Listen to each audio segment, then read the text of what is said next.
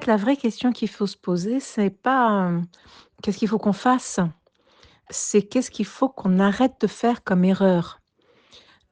C'est qu'est-ce qui est observer ce qui est dysfonctionnel.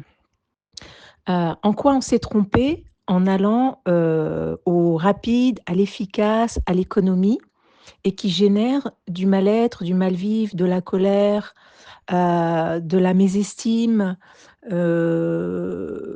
rejet, et de la violence, soit vis-à-vis de soi, vis-à-vis de son voisin et c'est à ça, moi que j'ai passé mes 20 dernières années. C'est à observer tous ces dysfonctionnements, toutes ces erreurs. Donc la première chose à faire, c'est déjà accepter, qu'on s'est trompé, accepter la critique, non pas pour, critiquer, mais pour évoluer, pour grandir, pour cesser de faire des erreurs. Je dirais que ça, c'est déjà la méthode. Donc, poser la question de, qu'est-ce qu'il faut faire? Sans s'être posé la question de qu'est-ce qu'il faut arrêter de faire, paraît déjà une aberration. Ensuite, oui, j'ai des projets en cours d'ailleurs avec, un maître d'ouvrage, privé, heu, qui a une très grande sensibilité, qui a compris, que, il fallait réintroduire, le lent, le respect du lent, le respect de la douleur et le respect de la, fatigue. Donc le respect de la lenteur physique et psychique, le respect de la douleur physique et psychique et le respect de la fatigue physique et psychique. Elle a compris aussi qu'il fallait absolument, créer, des espaces où on se rencontre, puisqu'on n'existe pas sans le regard de l'autre, sans l'écoute de l'autre. Donc c'est très important de travailler le mouvement, de travailler le lien, et de travailler autour de toutes ces petites choses qui font des petites joies, qui créent des petites joies, qui nous respectent dans nos saisonnalités, dans nos vies, dans nos journées. On traverse un hiver, un été, un printemps, un automne. Donc il faut qu'on retrouve des lieux, des espaces dans l'intime, à l'intérieur de l'habitat, mais aussi à l'extérieur, dans l'intime partagé et dans le partagé, des espaces qui nous permettent effectivement de respecter ces moments, où on est en joie, où on a besoin d'être en pause et ça n'existe pas non plus. Une des très grandes erreurs qu'on a faites, que j'ai pu observer et sur lesquelles les habitants m'ont ramené des témoignages, par exemple, c'est, avant, je vivais dans un immeuble. Alors il y avait du bruit, c'était pas confortable et notre rêve, c'était d'avoir notre petite maison.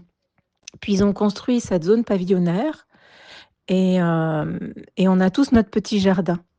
Mais en fait, qu'est-ce que j'étais heureuse dans mon immeuble à l'époque parce que, bah, il y avait tous les enfants du voisinage avec lesquels j'allais jouer, au pied de l'immeuble et depuis qu'on a notre maison, je joue plus avec personne. Ça veut dire quoi? Ça veut dire que quand on a construit une zone pavillonnaire, l'erreur qu'on a faite, c'est qu'on a créé, des individualités en créant des maisons avec des jardins. On s'est dit: «Ils ont leur maison, ils ont leur jardin, ils ont besoin de rien d'autre». Ils ont leur confort de vie, mais on a oublié le lien.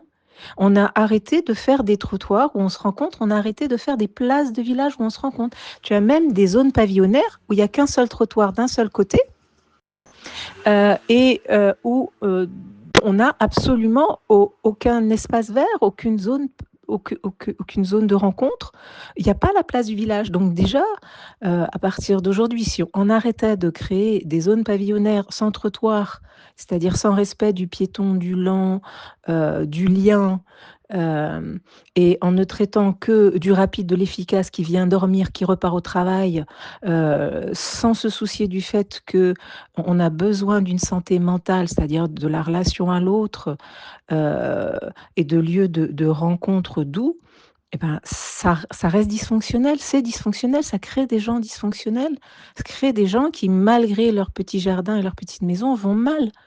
Alors je dis pas que c'est à cause de ça et que de ça, mais clairement, je dis que ça y participe et je dis que nous avons notre part de responsabilité dans le comportement et l'attitude, la joie ou la dépression, que l'on crée à travers nos aménagements urbains, paysagers, architecturaux, nos plans d'urbanisme, que ce soit pour une zone pavillonnaire ou une zone d'immeuble, pour créer des zones de rencontre. On a choisi de créer 4 mandalas, eau, terre, air, feu, pour y créer à la fois le lieu où on peut aller marcher doucement, se poser, mais aussi y faire jouer ses enfants en y donnant du sens, voire en y courant autour, puisque ce sont des places qui sont assez grandes, mais qui sont à thème, qui prennent sens.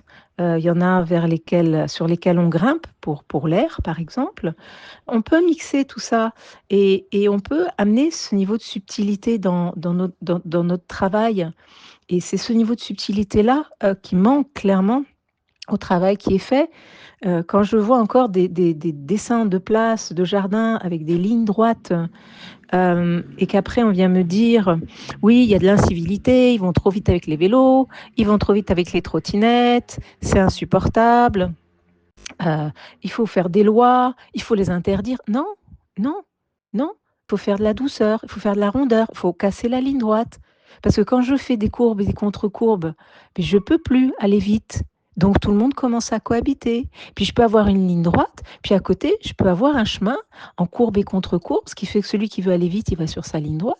Mais à côté, on n'a pas oublié celui qui a besoin de son chemin sur lequel il se sent sécurisé, sur lequel il sait qu'il est invité à flâner, sur lequel il sait qu'il ne rencontrera pas d'obstacles, que sa lenteur sera acceptée et pas vilipendée.